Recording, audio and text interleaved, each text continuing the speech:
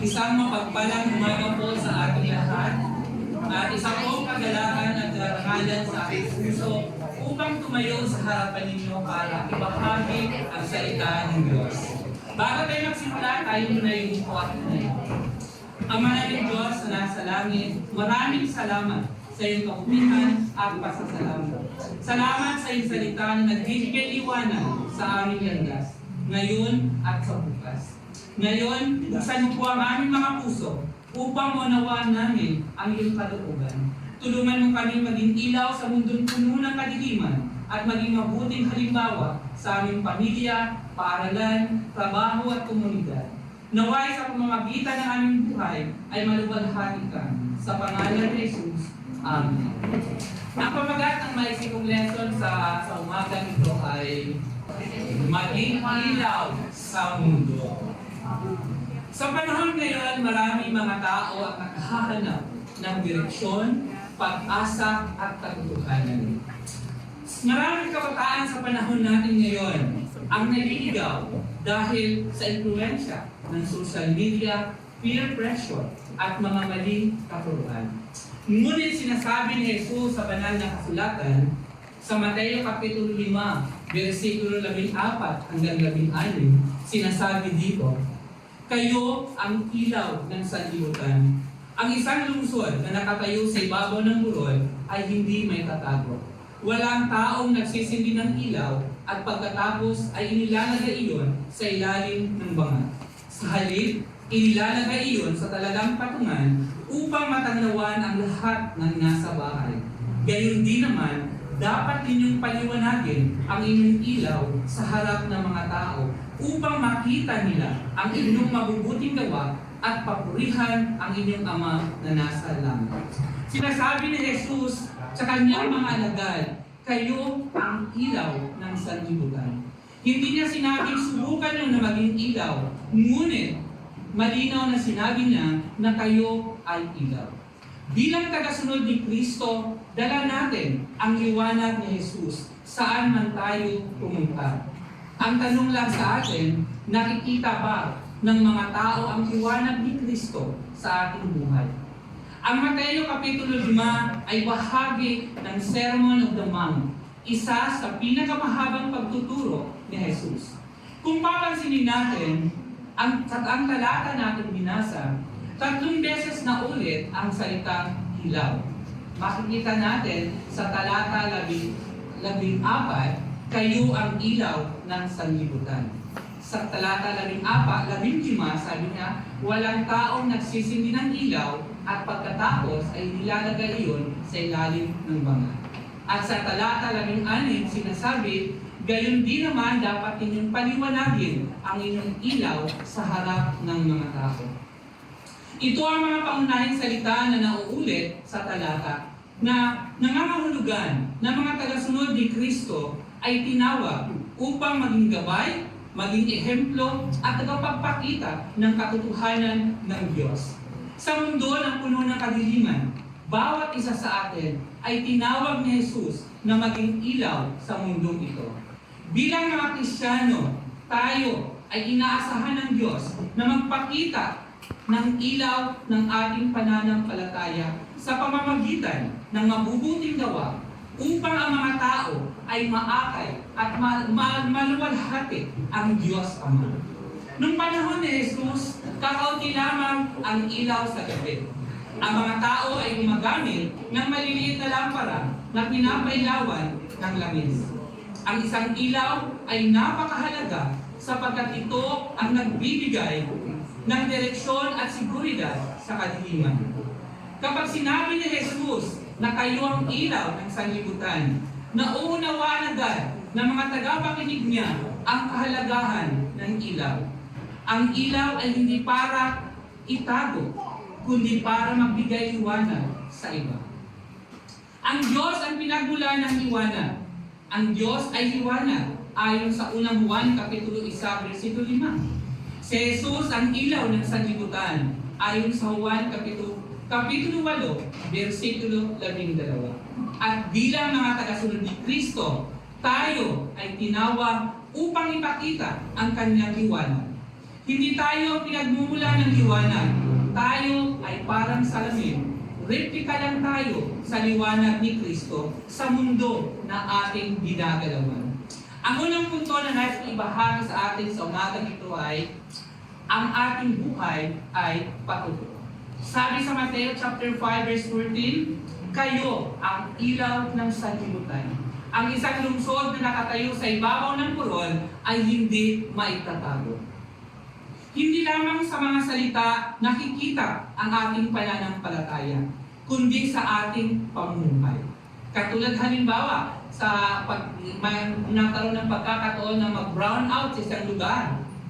Ang maliit na flashlight, kahit maliit lang siya, pero malaking tulong siya para mabigyan tayo ng direksyon kung saan tayo patutungo. Ganito rin ang buhay natin bilang isang Kristiyano. Maaaring pakiramdam natin, maliit lamang ang impluwensya natin. Bata lang ako, or matanda na ako, wala na akong maaari pang maibigay na impluwensya. Ngunit, maaaring gamitin tayo ng Diyos upang gabayan ang marami patungo sa Kanya.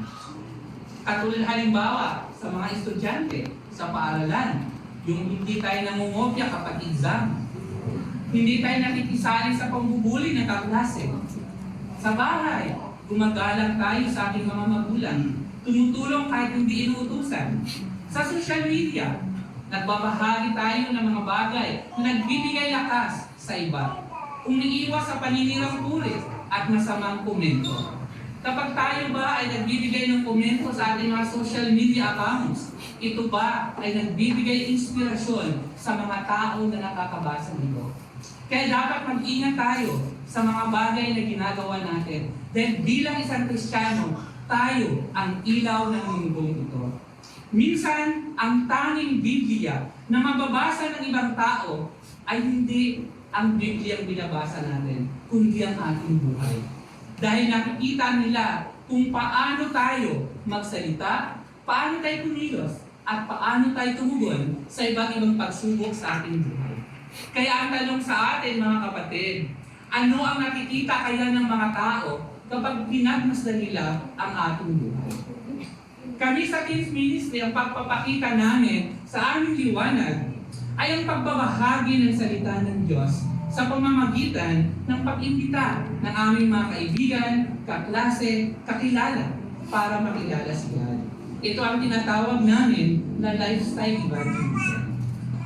Lifestyle evangelism dahil hindi namin kailangan na magkaroon ng programa o events para sa evangelism. Kailangan lang namin makilala ang mga tao na katabi namin, mga kaklase, mga kaibigan, kachat, sabi kahut-hutang dila, yung mga bagay na kakilala natin. Hindi natin kailangan, minsan hindi natin kailangan ng malalaking events for evangelism. Katulad halimbawa nung last Monday, isang teens nagdala sa bahay namin ng 5 teens na gustong mag-study ng Bible. Ganyan ang aming lifestyle evangelism. Kailangan lang namin na makilala yung mga tao na nasa paligid namin para matulungan namin sila na makilala sila. Nung last time nag-meeting kami ni Rama, sabi niya, excited siya na pumasok sa school. So, bakit excited ka sa school? Kasi gusto kong imbitahan ng mga kaklase ko para mag-study ng Bible. And yun yung mga bagay na kailangan namin na matutunan sa teams, na mag-share kami sa mga kakilala namin, sa mga kaklase, sa mga kaibigan. Dahil teams kami, hindi kami pwedeng lumabas para mag-imbita, baka hindi kami paniniwalaan ng mga tao dahil mga bata kami. Pero nakakasiguro kami na kapag sa kaibigan kami mag-imbita, maniniwala sila sa amin kasi kakilala namin sila. Kaya mas effective sa amin sa teens ang lifestyle evangelism. Dahil ito yung mga bagay na kakilala tayo. Kasi minsan, kaya tayo natatakot na mag-evangelize ng mga strangers kasi yung kaibigan natin na araw-araw natin nakikita, hindi natin kayang imbitahan. Yung strangers pa kaya. Kaya, ini-encourage ko sila na uunahin natin yung mga kaibigan natin kasi sigurado tayo sa kanila. Pangalawang punto na nais kong ibahagi, ang mabuting halimbawa ay nagdadala ng kaluwalhatian sa Diyos. Ayon sa Mateo chapter 5 verse 16, gayon din naman, dapat ninyong paliwanagin ang inyong ilaw sa harap ng mga tao, upang makita nila ang inyong mabubuting gawa at papurihan ang inyong Ama na nasa langit. Ang layunin ng ating mabubuting gawa ay hindi upang tayo ay purihin, kundi upang ang Diyos ang maluwalhati. Kung pagmasdan natin ang buwan ay walang sariling liwanag. Ang liwanag niya ay nanggagaling sa araw. Ganon din tayo bilang isang Kristiyano. Ang anumang kabutihan na nakikita sa atin ay dapat magtuturo sa mga tao pabalik kay Kristo. Tulad halimbawa, kapag tayo ay nagpapatawad sa mga tao na nagkakasala sa atin, kapag naglilingkod tayo ng walang hinihintay na kapalit, kapag nananatili tayong tapat kahit walang nakakakita. Ang mga gawain ito ay nagpapatunay na kumikilos ang Diyos sa ating buhay.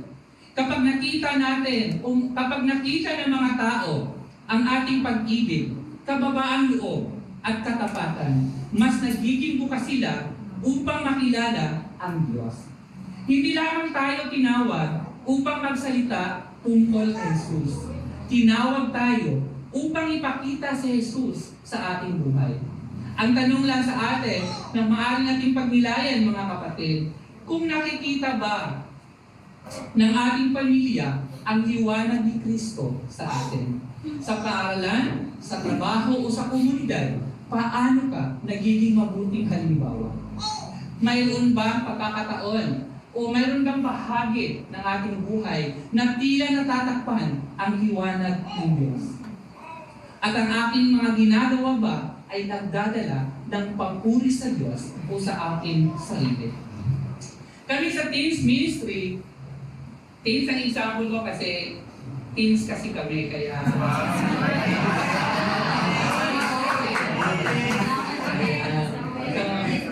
kami sa Teens Ministry, ano kami na magbahagi ng salita ng Diyos. At gusto kong ibenta ang isang brother na to na nagpakita ng magandang halimbawa bilang isang Kristiyano.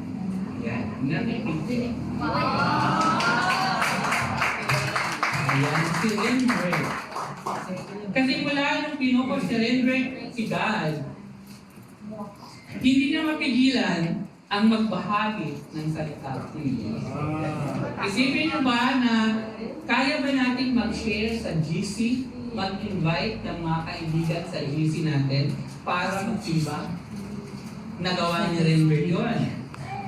Nag-invite siya sa GC nila na pumunta sa church. Although maraming nagtaas ng kilay, pero sa baba, nakita natin meron sasamang isa. So sa daming laman ng GC, isa lang ang nag-stand. Ang tanong pa nga nang kasama niya, may pagkain ba doon? Sabi na rin, hindi, maraming pagkain doon. Ayan. So, alam mo sino yan? Yan si Rama. So si Rama, umatin ng church, nakilala namin, nag-study kami ng Bible, at ngayon, siya ay atin ng kapatid. Itong ating family days noong May 31. At hindi lang yun, ang ginawa ni Renbreak. Ayan, inibitahan siyang magkape, nagkaklase niya, nilibre siya ng kape. At hindi lang siya doon hanggang doon, dahil nagbahagi din siya ng salita ng Diyos. At nag-study na sila ng Bible. Ganun siya kasigasi na mag-study ng Bible. Kaya sabi ko nga, mabuti na lang manang-mana si Renbreak kay Ether.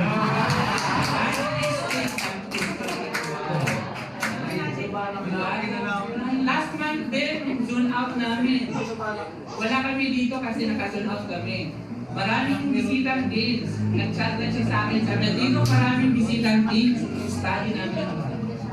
Ayan. Kaya hindi ako matatakot na mawala sa teens. Kasi sigurado ako na kahit wala ako, tatakbo ang Teens Ministry. Kaya na-appreciate ko yung heart ni Renbreak kasi yung pagkakais niya na mag-report sa Diyos. Mabilis siyang natuto dahil sa kanyang humble heart, teachable heart, yung kanyang humility. Na kahit maraming pagkakataon na harsh ako, sa maraming bagay. Pero, ano lang siya, palagi yung sinasabi na, sige tito, pag yan ang gusto ni God, gagawin ko pa. Kahit nasasaktan siya, kahit umiiyak siya, sa palagi yung sinasabi, sige tito, pag yan ang gusto ni God, gagawin ko pa. Kaya madali siyang nag-grow. Palagi kayo magkasama yung summer, halos araw-araw magkasama kayo mag-study ng Bible. Hindi siya nagre-reklamo kahit malayo nilalakad namin, kahit mainit, kahit ginagabi. Ang gusto lang niya matuto mag-study ng Bible. At yun ang mga bagay na siguro madali siyang nag-grow at natuto na mag-share para kayo. Ngayon naman, tinuturuan namin ang teens mag-study ng Bible sa mga pre-teens na lilipat sa teens. Ayan. So, na-appreciate namin ang heart nila para mag-study ng Bible. And pag nakita ko yung pictures na to, parang alam mo yung nakikita mo na yung kinabukasan ng simbahan. Na sila na yung magsa-study ng Bible. Kapag lumisan man tayo sa mundong ito, nakakasiguro tayo na merong papalit sa atin. Kaya kapag nakita ko yung picture na yan, parang naiiyak ako dahil nakita ko na yung glimpse ng future ng simbahan. Kasi sila ngayon, wala na tayo, wala na kami. Andyan na isang bagay na na-appreciate ko sa heart nila. Na hanggang ngayon, tinuturuan namin sila paano mag-study ng Bible, paano mag-live. Kaya ang ginagawa lang namin ni Risa, ino-obserbahan lang namin sila. Magbabatid kami kung may kailangan pagdagdag ng pagdana. But yung heart nila para matuto. Ang nakita ko na ito talaga ang kinabukasan ng ating simbahan. Dahil sabi niya ni Rizal, ang kabataan ang pag-asa ng bayan. In the same way, ang ating kabataan ang pag-asa ng ating simbahan. Kaya kami ni Risa, we give effort, we invest our time. In-invest namin ang oras, effort para sa team. Kahit ang aming bahay, ini-invest namin para sa kanila. Dahil naniniwala kami na kung nais natin i-evangelize ang henerasyon natin ngayon, simulan natin sa mga bata. Dahil sila ang pag-asa ng ating simbahan. Nasa kanila nakasalalay. Kung paano natin sila tinuruan, kung paano sila natin hubugin, yan ang maaaring mangyari sa simbahan. Kaya grateful ako na makita ko yung dreams ng simbahan natin in the future. Kapag sila na ang mamumuno ng simbahan, kapag sila na ang tumayo rito sa harapan upang mag-preach, kapag sila na ang mag-Bible study, na nakaupo na lang tayo at pakikinggan natin sila. Kaya kung ano ang legacy na iwanan natin sa mga bata, yun ang maaaring mangyari sa ating simbahan sa kinabukasan. Kaya sa pagtatapos mga kapatid, ang mundo ngayon ay nangangailangan ng liwanag. Maraming taong nabubuhay sa takot, kalungkutan at kawalan ng pag-asa. Ngunit bilang mga tagasunod ni Kristo, tinawag tayong maging ilaw, hindi sa pamamagitan ng pagiging perpekto, kundi sa pamamagitan ng pagpapakita ng buhay na binago ng Diyos. Kapag tayo ay namumuhay ng may pananampalataya, pag-ibig, katapatan at kabanalan, ito ay makikita ng mga tao at makikita nila si Jesus sa ating buhay. Kaya ang hamon sa ating mga kapatid sa linggong ito, piliin natin ang isang paraan upang maging ilaw sa iba. Magpakita ng kabaitan sa isang taong nahihirapan. Magbahagi ng talata o mensahe ng pag-asa. Magpatawad sa taong nakasakit sa atin at maging tapat kahit walang nakakakita. Dapat nating tandaan mga kapatid na ang ilaw ay ginawa hindi upang itago. Ito ay ginawa upang magbigay liwanag. Naway sa bawat salita, sa bawat kilos, at sa bawat desisyon natin, makita ng mga tao ang liwanag ni Kristo at maluwalhati ang ating Ama sa langit. Maraming salamat sa pakikinig. To God be all the glory.